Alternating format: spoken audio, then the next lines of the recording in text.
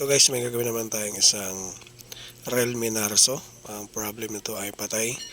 Ngayon, ang gagawin natin ay babaklasin natin yung mga frame na to para malaman natin kung saan yung mga sira. So, yung unang procedure natin ay dapat matanggal yung mga frame.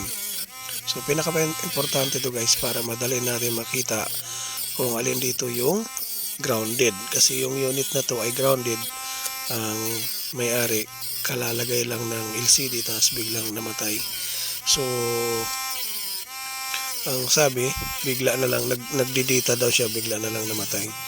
So tatry na nung tinest ko siya sa tester ay full shorted. So ang gagawin natin dito ay hahanapin natin yung pinaka-error.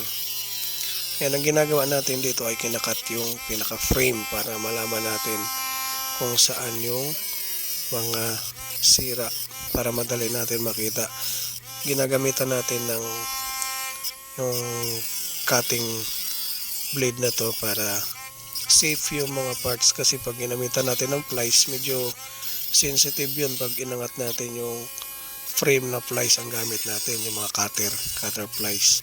So mas delikado compare mo dito na ginagamit natin yung cutter na to, cutting disc na tawag dito, parang ano ba tawag dito, mini cutting grinder, parang grinder siya. Yan, tinatanggal natin yung mga frame para sigurado. Yan guys,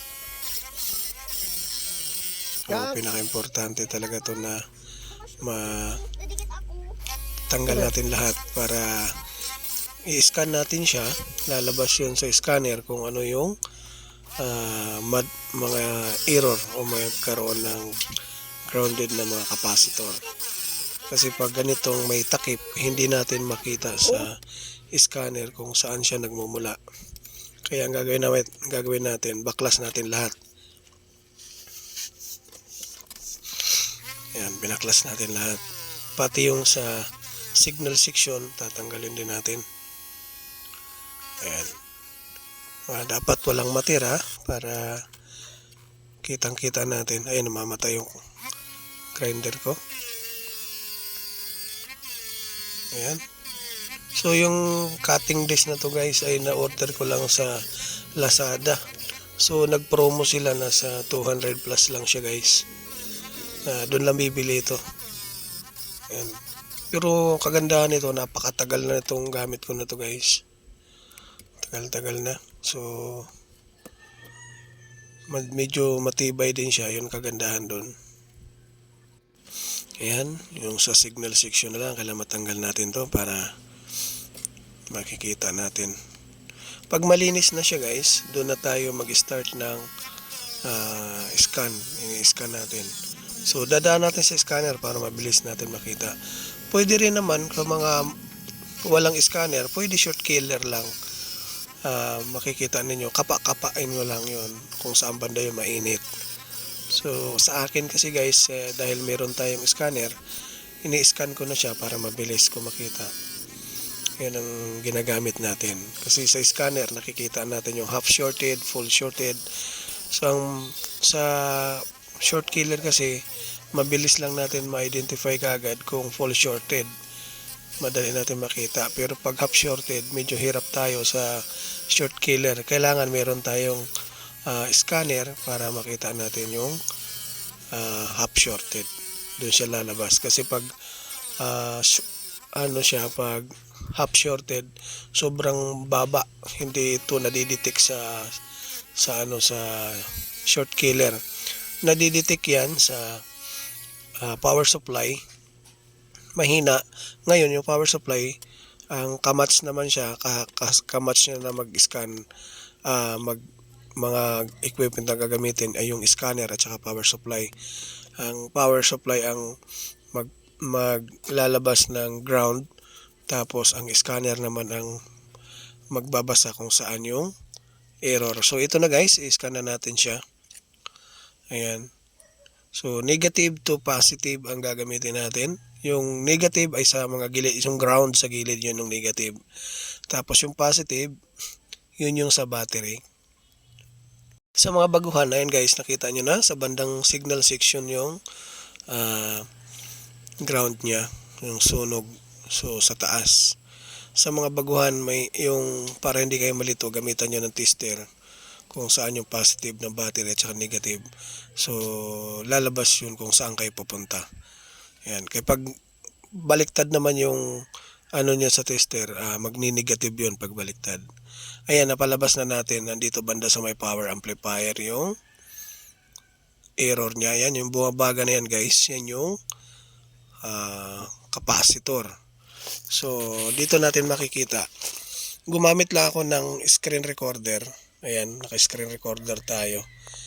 Hindi tayo gumamit ng record ng camera. So, screen recorder lang to guys. Baga parang camera lang gamit ko. Pero hindi siya record, video record hindi. Saka nakagamit tayo ng screen recorder sa computer. Ayan, nililinis natin yung pinaka gilid-gilid para maiwasan natin na may mga sabit na bakal, baka sumabit sa mga kapasitor, magdagdag ng error yon. So, pinaka-importante malinis na malinis. Ayan, dito banda yung mainit guys. Itong dalawang kapasitor na to, hindi natin alam kung saan to nandito kasi malinis siya. Ayan, pero may parang forma na basa. Ayan, ito yung umiinit. So, papalabasin natin kung alin dito sa dalawa ang may error. Gagamitan na lang natin siya ng Rosenflex, tapos power supply.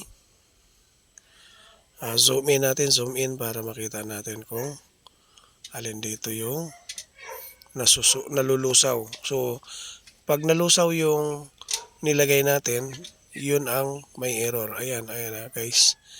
Ayan na, nalulusaw na yung sa baba na capacitor. So, ibig sabihin, sira na to guys. Ang gagawin natin dyan ay i-disable lang. Tatanggalin natin yung capacitor na to.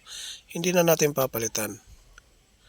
Ayan, tatanggalin natin. May sunog na pala yung ilalim. Ayan, may sunog na siya guys. So, may itim na. Ibig sabihin, sira na talaga siya. So, ang mangyayari, tatanggalin lang natin to guys. Ayan, umitim na siya. Tatanggalin lang natin. Tapos, hindi na natin papalitan. Hayaan lang natin kasi support lang naman to. May natira pang isa. Ayan. Ayan. Okay na to guys. At tatanggalin na natin sa frame. Ayan. Test natin para malaman natin kung gagana na ba yung tinanggal natin na capacitor. Kasi kanina patay siya. So, titingnan natin kung magcha-charge kasi kanina hindi ito nagcha-charge. Ayan. Bagong kabit yung LCD nyo. Ayan na guys, gumana na. So, I hope na makatulong sa inyo guys. Kung bago ka man sa channel ko, huwag kalimutang mag-like at saka mag-subscribe para lagi kayo ma-update sa mga bagong upload natin. Ayan na guys. Check natin kung magpa-power on. Ayun. Gumana na siya. So, natsambahan lang natin. Mas madali hanapin ang sira na full shorted kaysa half shorted. So, yun lang yung pinaka kagandahan sa full shorted guys. Mabilis makita. So, see you in the next video ulit guys. Maraming salamat.